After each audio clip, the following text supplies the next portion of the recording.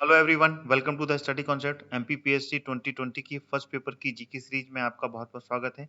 इसका ये छठवां वीडियो है। लगातार 5 वीडियो ला चुका हूँ और जिसमें कि मैं 30 क्वेश्चंस फर्स्ट पेपर की लेके आ रहा हूँ।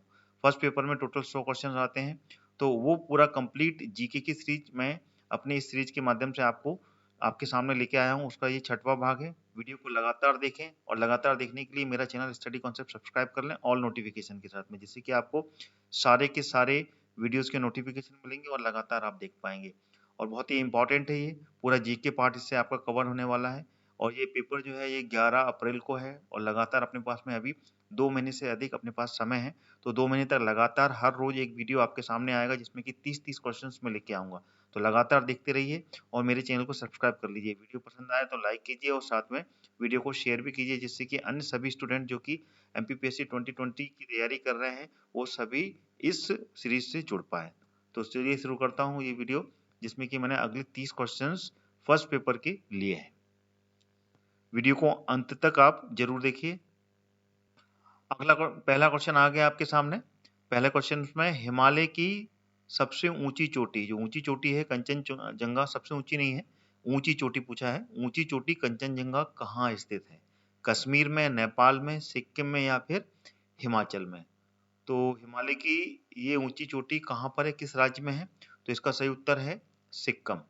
सिक्किम में स्थित है ये। और ये इंडिया की सबसे ऊंची चोटी है, ठीक है ना। इंडिया में अगर कोई सबसे ऊंची चोटी है तो वो है कंचनजंगा, ठीक है ना। और इसकी जो ऊंचाई है वो कितनी है? वो है 8,596 मीटर, ये आप याद रखिएगा। और इंडिया की सबसे ऊंची चोटी कहलाती है ये, और सिक्किम में है ये। और इसके बाजू से जो देश है वो है नेपाल, ठीक है ना। और ये हिमालयन रेंज में आती है। जैसे कि आपको क्वेश्चन में पूछा हुआ है हिमालय की ऊंची चोटी कंचनजंगा, तो ये हिमालयन रेंज में आती है, ठीक है। और सबसे ऊंची चोटी तो वो हिमालय है, ठीक है ना, जो नेपाल में है हिमालय चोटी। और इसकी ऊंचाई कितनी है? 8,848, ठीक है ना। अगर एग्जैक्ट देखा जाए तो 48.89 मीटर है, ठीक है ना। अभी हाल ही में ये 0.89 मीटर और हिमालय की चोटी ऊंची बढ़ी है। तो दिस इज द एग्जैक्ट, ये हिमालय की माउंट एवरेस्ट, जो माउंट एवरेस्ट है, ठीक है ना, ये उसकी हाइट है ये 8,848। और सेकंड नंबर पे जो आती है, ये पहले नंबर पर है, सेकंड पर आती है कंचनजंगा, ठीक है।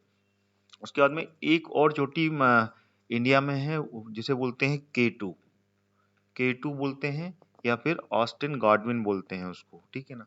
और ये चोटी कहाँ पर है? ये भारत और पाक की जो बॉर्डर है वहां पर है ये। और इसको K2 के नाम से जाना जाता है, ठीक है। क्लियर हो गया? चलिए आगे बढ़े। K2 की जो हाइट है ये थर्ड नंबर पर आती है, ठीक है ना, इसको करेक्ट कर लीजिएगा। जो कंचनजंगा है, कंचनजंगा तीसरे नंबर पर आती है ये थर्ड पर, ठीक है ना। इसको मैं करेक्ट कर रहा हूँ, ये तीसरे नंबर पर। K2 की जो हाइट है वो 8,611 मीटर है, ठीक है ना, जो कि पाकिस्तान की बॉर्डर में है। तो सेकंड नंबर पर जो आती है वो K2 आती है और थर्ड नंबर पर आती है कंचनजंगा, ठीक है ना। थोड़ा सा इसमें करेक्शन आप कीजिएगा और इसको ऐसे याद रखना। फर्स्ट नंबर पर माउंट एवरेस्ट, सेकंड नंबर पर K2 और थर्ड नंबर पर कंचनजंगा जो कि सिक्किम में है, ठीक है। और ये जो है ये पाक अधिकृत जो कश्मीर है वहां पर स्थित है, लेकिन ये भारत का हिस्सा कहता है क्योंकि इसमें भारत वो पाक ऑक्यूपाइड के नाम से जाना जाता है। तो दैट इज कॉल्ड, इंडिया के बॉर्डर में ही उसको गिना जाता है, ठीक है ना, जो कि बाल्टिस्तान में है, ठीक है ना। K2 is the between of Baltistan और गिलगित बाल्टिस्तान, ठीक है ना, जो कि पीओके के अंदर में आता है। तो वहां पर स्थित है ये। तो इस तरीके से आप इसको करेक्ट जरूर कर लीजिएगा, है ना। कंचनजंगा जो कि तीसरे नंबर पर आती है, पहले नंबर पर माउंट एवरेस्ट, दूसरे पे K2 और तीसरे पर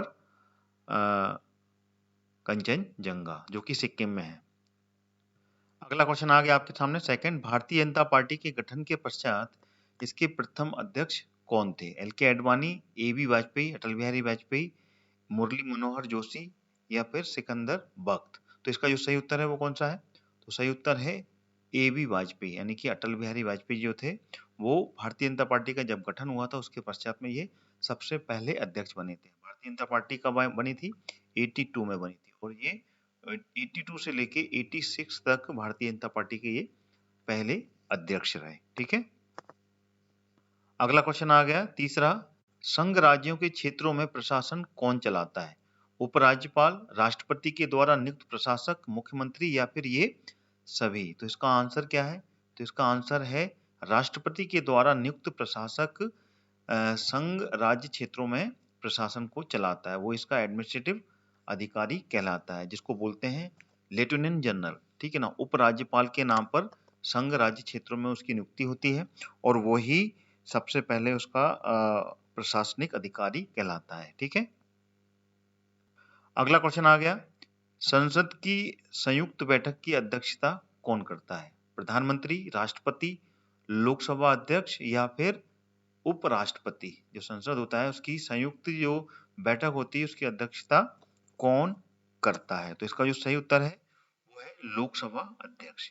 लोकसभा अध्यक्ष ही जो संसद की संयुक्त बैठक होती है, जो कि अपर हाउस और लोअर हाउस जो होते हैं, अपर हाउस कौन सी कहलाती है? राज्यसभा हिंदी में बोलते हैं उसे। ठीक है, और ये लोकसभा कहलाती है।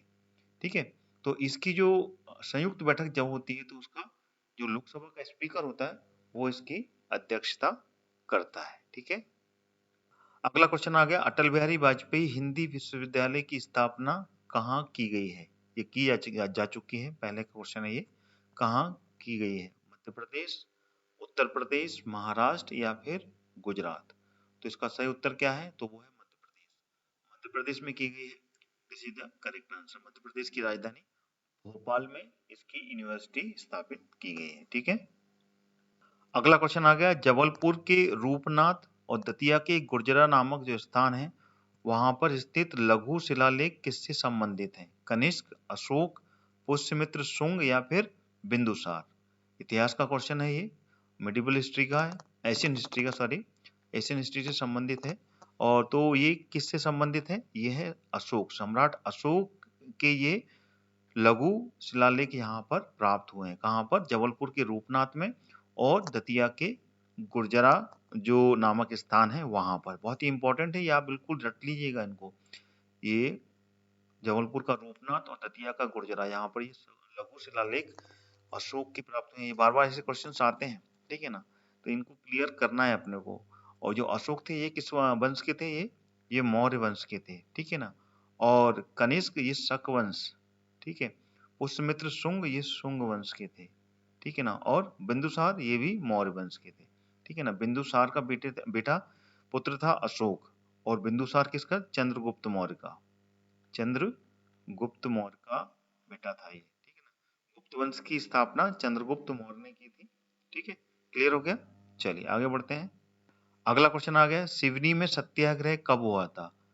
1910 में, 1912 में, 1911 में या फिर 1916 में? तो इसका जो सही उत्तर है वो कौन सा है?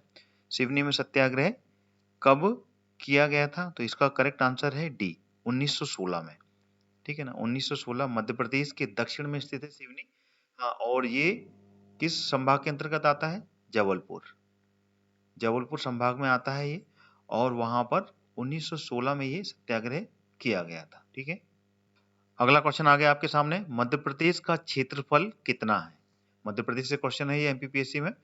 ठीक है ना, तो ये ऑप्शन आपके सामने, 3,04,244 या फिर 3,01,244, 3,08,252 या फिर 3,10,244?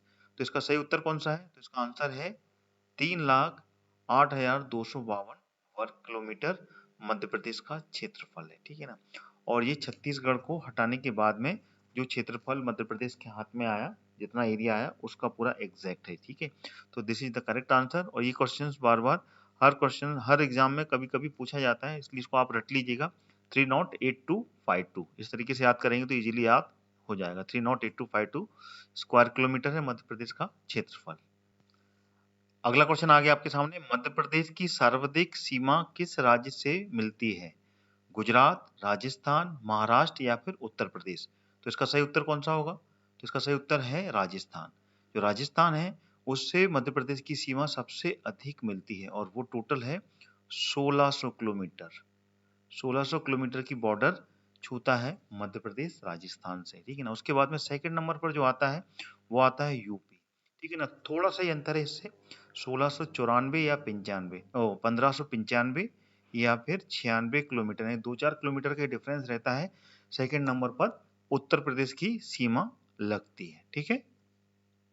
अगला क्वेश्चन आ गया, ओंकारेश्वर सिंचाई परियोजना किस नदी पर है? नर्मदा, बाहा, हथनी या फिर तवा नदी? बताइए इसका सही उत्तर क्या है? तो इसका है नर्मदा। नर्मदा नदी पर है ये ओंकारेश्वर सिंचाई परियोजना, और ये कहाँ पर है? ये है खंडवा में, ठीक है। खंडवा जिले में है, जो कि मध्य प्रदेश का पूर्वी निमाड़ कहलाता है, ठीक है ना। पूर्वी निमाड़ के नाम से इसको जानते हैं, ठीक है। और इसी से अलग होकर बना था बुरहानपुर। जो बुरहानपुर है वो खंडवा से ही अलग होकर बनाया था। और मध्य प्रदेश का इसको क्या कहते हैं? दक्षिणी द्वार। मध्य प्रदेश का दक्षिणी द्वार भी कहते हैं ये इतिहास का, और मध्य प्रदेश का सबसे दक्षिणी जिला भी कहलाता है। सबसे दक्षिण का जो जिला है वो बुरहानपुर ही है, ठीक है। और ये परियोजना नर्मदा नदी पर है, और इसकी जो हथनी है, तवा है, ये दोनों सभी नदियां इसकी सहायक नदियां हैं इसकी नर्मदा की, ठीक है। चलिए क्लियर हो गया। और नर्मदा नदी कहाँ से निकली है?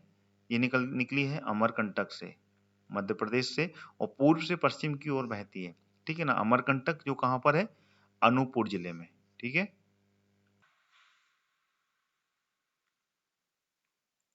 दोस्तों आगे बढ़ने से पहले मैं आपको बताना चाहता हूँ अनअकैडमी के बारे में। अनअकैडमी लाया है आपके लिए फ्री प्लान, जिसमें आपको एमपी के टॉप एजुकेटर से पढ़ने का सुनहरा मौका मिलेगा। उसी के साथ में आपको मिलेगा 500 से ज्यादा free live access, live doubt clearing के साथ में, और 20,000 से ज्यादा practice questions, free mock test और उनके एनालिसिस, और भी बहुत कुछ। तो फ्री प्लान एक्सेस करने के लिए डाउनलोड करें अनअकैडमी का ऐप आज ही, और यूज करें मेरा रेफरल कोड हरदयाल कुशवाहा, जो कि रेड कैपिटल लेटर में लिखा हुआ है। दोस्तों एक बहुत ही अच्छी गुड न्यूज है। अगर आप एमपीपीएससी प्रीलिम्स 2020 के लिए प्रिपरेशन कर रहे हैं, तो अनअकैडमी अब सबके लिए लेकर आया है 5 दिन का फ्री एमसीक्यू फेस्टिवल। ये होगा 23 जनवरी से लेके 27 जनवरी तक। इसमें होंगे हर दिन 50 से ज्यादा live sessions bye top educators, और इसमें पूरा सिलेबस कवर होगा एमपीपीएससी प्रीलिम्स और अदर एग्जाम्स का। दोस्तों ये बहुत ही अच्छा चांस है अपनी प्रिपरेशन को बाकियों से आगे बढ़ने का। इसको मिस ना करें और आज ही एनरोल करें फ्री एमसीक्यू फेस्टिवल्स में।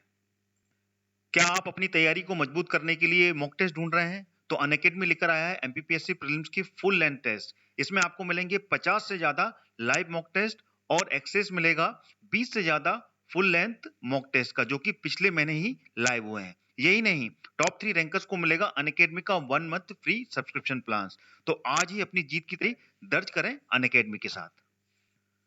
तो आइए जान लेते हैं अनअकैडमी के प्लस बैचेस के बारे में, जो कि आपकी हर जरूरत के लिए परफेक्ट हैं। जी हाँ दोस्तों, अब अनअकैडमी के साथ में आप अपने प्रिपरेशंस के जरूरत के अनुसार बैच ज्वाइन कर सकते हैं, और अपनी एमपीपीएससी प्रीलिम्स 2020 की सिलेक्शन पक्की कर सकते हैं। ये सारे बैचेस बहुत ही जल्दी शुरू हो रहे हैं, और आप अपनी प्रिपरेशंस में जहां पे भी हैं वहां से आपको बहुत मदद करने वाले हैं। तो आइए जानते हैं इन सभी कोर्सेज के बारे में। जो भी प्रीलिम्स 2020 क्लियर करना चाहते हैं ध्यान से सुने, उनके लिए बहुत ही इंपॉर्टेंट न्यूज है। आपकी तैयारी के लिए अनअकैडमी लेके आया है 60 डेज का क्रैश कोर्स।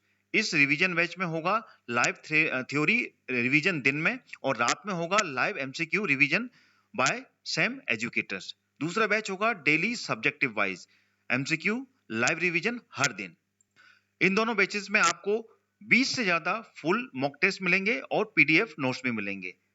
आप अपनी तैयारी के हिसाब से कोई भी बैच से पढ़ सकते हैं।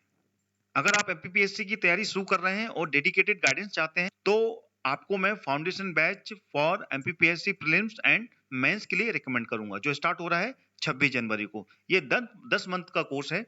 इसमें आपको मिलेगी live access with top educators, PDF revision notes और वीकली मेगा क्विज। इन सभी कोर्सेज के लिंक मैंने वीडियो के डिस्क्रिप्शन बॉक्स में डाल दिए हैं। अनअकैडमी पर आप एक ही सब्सक्रिप्शन में पा सकते हैं सभी कोर्सेज का एक्सेस। अब एक एमपीपीएससी का सब्सक्रिप्शन और सारे कोर्सेज आपके मोबाइल में। क्या आप रिवीजन कर रहे हैं और अपना रिवीजन अपनी स्पीड में करने के लिए आप रिकॉर्डिंग रिवीजन बैच ज्वाइन कर सकते हैं। संपूर्ण ज्ञान में आपको सारे रिकॉर्डेड रिवीजन सेशन मिलेंगे जिनमें आप अपने पेस के हिसाब से पढ़ सकते हैं डाउट क्लियरिंग के साथ में। और संकल्प बैच में आपको मिलेगा डेडिकेटेड डाउट क्लियरिंग आपके रिवीजन को बूस्ट करने के लिए। रिवीजन इज वेरी इंपॉर्टेंट, इसलिए आज ही ज्वाइन करें इस सारे बैचेस को। जिन लोगों ने प्रीलिम्स 2020 क्लियर कर लिया है उन सभी को मेरी तरफ से मैनी कंग्रेचुलेशंस, बहुत बहुत बधाई। अब आप अपने मेंस की तैयारी में बिल्कुल भी चूक ना करें। आप लोगों के लिए अनअकैडमी लेकर आया है स्वप्न पूर्ति बैच, जिसमें आपको 35 दिनों में एमपीपीएससी मेंस की कंप्लीट प्रिपरेशन कराई जाएगी with dedicated answer writing practice के साथ। तो आज ही अपनी सफलता की सीढ़ी को एक कदम और आगे बढ़ाएं अनअकैडमी के साथ में। अनअकैडमी का सब्सक्रिप्शन लेने के लिए बस आपको प्ले स्टोर पर जाना है और अनअकैडमी का लर्निंग ऐप डाउनलोड करना है। इसमें आप अपना गोल एमपीपीएससी और व्यापम को चूज करना है और प्लस कोर्सेज में जाकर अपने मनचाहे बैचेस को एनरोल करना है और फिर बाद में गेट सब्सक्रिप्शन का जो बटन है उसको क्लिक करना है। इंस्टेंट 10% का डिस्काउंट पाने के लिए मेरा रेफरल कोड जो कि रेड कलर में कैपिटल लेटर में लिखा हुआ है हरदयाल कुशवाहा, उसको एंटर करना है। तो देर किस बात की है दोस्तों, आज ही डाउनलोड करें अनअकैडमी का लर्निंग ऐप और एमपीपीएससी एंड व्यापम क्रैक करने के लिए तैयार हो जाएं। Let's crack it. अगला क्वेश्चन आ गया, चने के उत्पादन में मध्य प्रदेश का देश में कौन सा स्थान है? प्रथम, द्वितीय, तृतीय या फिर चतुर्थ? तो इसका सही उत्तर कौन सा है? तो इसका सही उत्तर है प्रथम स्थान है इसका, ठीक है ना, ए इज द करेक्ट आंसर। ठीक है, चने का उत्पादन मध्य प्रदेश में सबसे अधिक होता है और देश में इसका प्रथम स्थान है। अगला क्वेश्चन आ गया, सतना स्थित सीमेंट कारखाना स्थापित किया गया है कहां पर? अल्ट्राटेक द्वारा, किसके द्वारा किया गया है? बिरला कॉर्पोरेशन द्वारा, जेपी सीमेंट द्वारा या फिर एसीसी सीमेंट के द्वारा, एसीसी के द्वारा? तो इसका सही आंसर है बिरला कॉर्पोरेशन के द्वारा। सतना में जो सीमेंट कारखाना है वो बिरला कॉर्पोरेशन यानी कि बिरला ग्रुप के द्वारा ये स्थापित किया गया है। अगला क्वेश्चन आ गया, ओरिएंट पेपर मिल कहां पर स्थित है? अमलाई में, देवास में, नेपानगर में या फिर होशंगाबाद में? तो इसका सही उत्तर क्या है? इसका सही उत्तर है अमलाई में। This is the correct answer. और अमलाई कहां पर है? ये बैतूल में है, बैतूल जिले में है अमलाई। ठीक है, और ये प्राइवेट, ठीक है ना, प्राइवेट है, ये निजी कारखाना है यहाँ पे कि ये ओरिएंट पेपर मिल यानी कि पेपर जो न्यूज़पेपर है उसका यहाँ पर पेपर छपते हैं, पेपर बनाए जाते हैं प्रिंटिंग वाले। ठीक है, अगला क्वेश्चन आ गया, राज्य में 12वीं पंचवर्षीय योजना हेतु किस क्षेत्र में सर्वाधिक राशि का प्रावधान रखा गया था है ये, ठीक है ना, 12वीं क्योंकि अभी जो चल रही है वो 13वीं पंचवर्षीय योजना चल रही है। तो ऑप्शन है आपके पास में सामाजिक सेवा, ऊर्जा, सिंचाई या फिर कृषि। तो इसका सही उत्तर कौन सा है? तो वो है सामाजिक सेवा। सामाजिक सेवा में सबसे ज्यादा सर्वाधिक राशि का प्रावधान रखा गया था। ठीक है ना, अगर केंद्र की बात करें पूरी इंडिया की, तो इंडिया में जो अभी 13वीं पंचवर्षीय योजना, क्योंकि 13वीं पंचवर्षीय योजना यहाँ चल रही है, तो इसमें जो प्रावधान रखा गया है ये पूरा का पूरा जो रखा गया था ये आर्म फोर्सेस यानी कि पूरा का पूरा मेंटेनिंग इकोनॉमिक ग्रोथ। ठीक है ना, जो आर्थिक ग्रोथ है उस पर पूरी की पूरी इस पर फोकस किया गया था। और 13वीं पंचवर्षीय योजना कब से हुई चालू और ये 12वीं कब से थी? 12वीं तो जो थी वो 12 से लेके 17 यानी कि 2012 से लेके 2017 के बीच में थी। और 13वीं का जो टेन्योर है वो 2017 से लेकर 2022 तक का है। ठीक है ना, और इसमें जो फोकस है वो पूरा का पूरा इकोनॉमिकल ग्रोथ के लिए है। ठीक है ना, जिसको मेंटेन करके चलना है। ठीक है ना, ये एक प्लान था इसमें, लेकिन अभी बीच में ये कोविड आ गया तो कोविड से सारी की सारी योजनाएं जो हैं उसमें कहीं ना कहीं पे कुछ प्रॉब्लम आई है और उसमें जो संकेत है वो पूरी की पूरी इकोनॉमिक जीडीपी है वो जीडीपी 25% डाउन हुई है। ठीक है, अभी 2020 में 2020 में। क्लियर हो गया? तो ये राज्य की थी यानी कि मध्य प्रदेश की थी। मध्य प्रदेश की जो 12वीं पंचवर्षीय योजना है उसमें सबसे ज्यादा राशि का प्रावधान था वो सामाजिक सेवा पर था। अगला क्वेश्चन आ गया, मालवा आंचल का प्रसिद्ध लोक नाट्य क्या है? मध्य प्रदेश में जो मालवा आंचल है, मालवा का पठार का जो क्षेत्र कहलाता है वो मालवा आंचल कहलाता है। तो उसका प्रसिद्ध लोक नृत्य नाट्य पूछा है, गम्मत, स्वांग, माच या फिर हिंगोला? तो इसका जो सही उत्तर है वो कौन सा है? तो इसका ए सही है, ये इसका प्रसिद्ध लोक नाट्य है। अगर आप पूरे मध्य प्रदेश की बात की जाए तो मध्य प्रदेश का लोक नाट्य कौन सा है? तो वो है माच। ठीक है, ये मध्य प्रदेश का कहलाता है, ये मालवा आंचल का है। ठीक है, अगला क्वेश्चन आ गया, विश्व प्रसिद्ध भैरूगढ़ छिपा शिल्प किस जिले से संबंधित है? उज्जैन, मंदसौर, रीवा या फिर झाबुआ? तो इसका सही उत्तर क्या है? सही उत्तर है उज्जैन। उज्जैन जो कि एक संभाग भी है और एक जिला भी है। तो ये विश्व प्रसिद्ध भैरूगढ़ छिपा शिल्प उज्जैन से संबंधित है। उज्जैन जिसको कि इतिहास में अवंती के नाम पर भी जाना जाता था, अवंती, ठीक है। और यहाँ पर राज किसने किया था?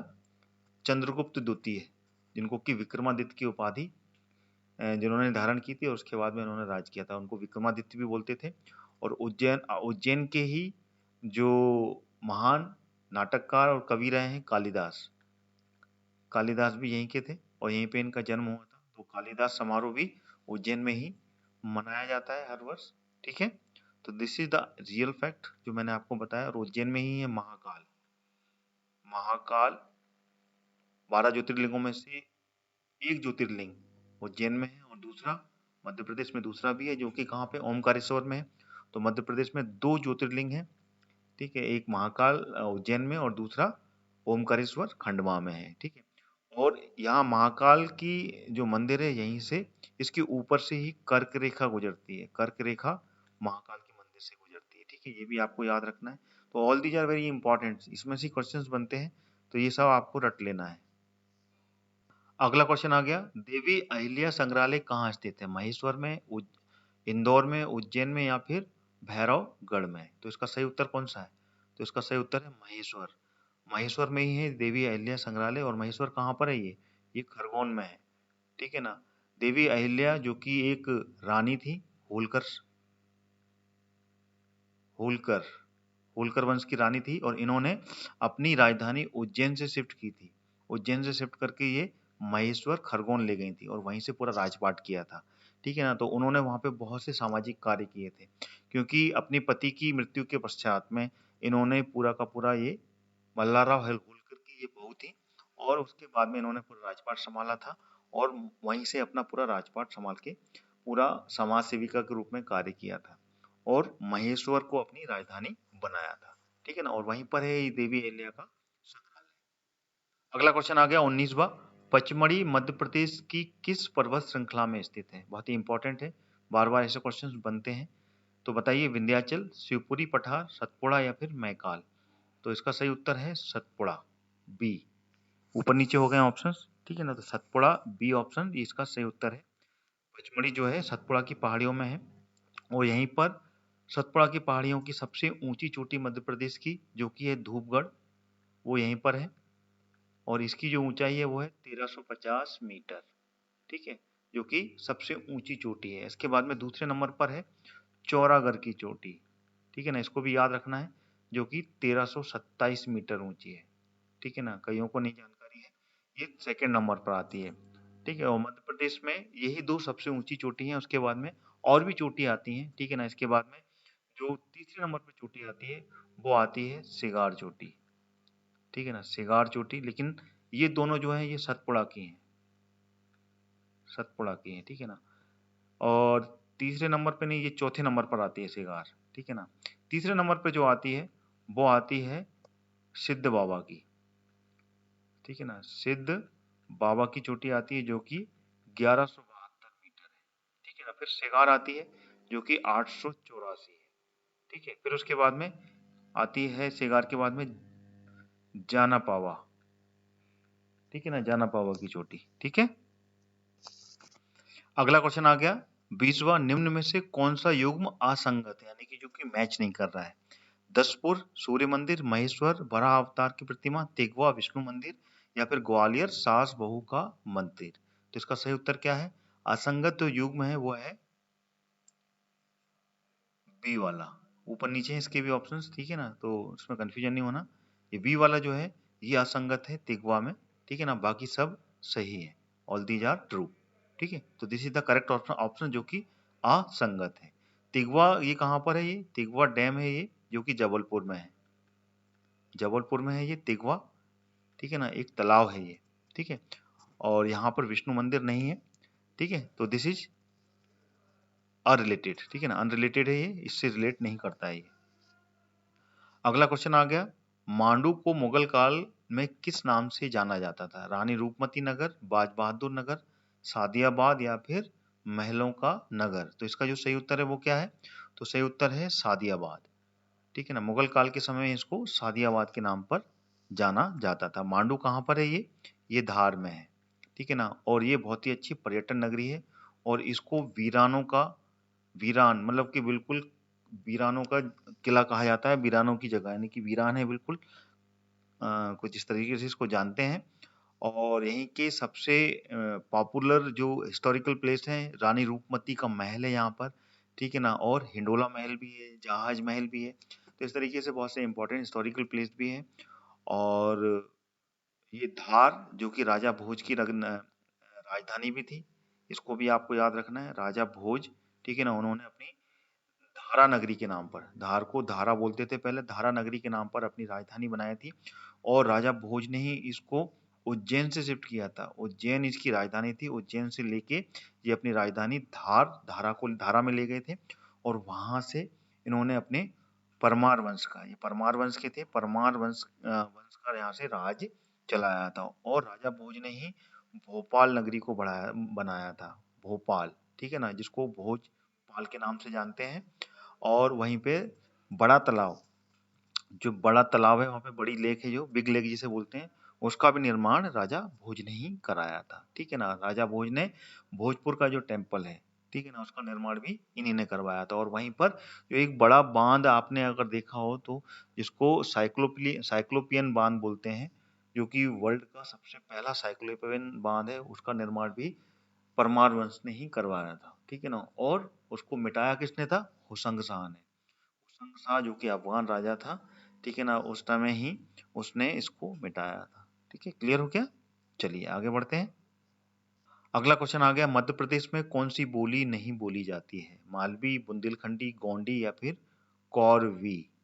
बताइए कौन सा आंसर सही है इसका? तो इसका आंसर है डी, जो कि बोली मध्य प्रदेश में नहीं बोली जाती है। ठीक है ना, बाकी ये तीनों बोलियां बोली जाती हैं। ठीक है ना, मालवा मालवा के पठार में मालवी भाषा बोली जाती है। बुंदेलखंड का जो क्षेत्र है वहाँ पे बुंदेलखंडी, और गोंड के जो क्षेत्र है वो बघेलखंड के क्षेत्र में बोली जाती है। जो बघेलखंड है वहाँ पर गोंडी भाषा बोली जाती है, बघेलखंडी क्षेत्र में। ठीक है, क्वेश्चन आ गया, संत सिंगाजी निम्नलिखित में से किस क्षेत्र के निवासी थे? बुंदेलखंड, बघेलखंड, मालवा या फिर निमाड़? तो इसका सही उत्तर क्या है?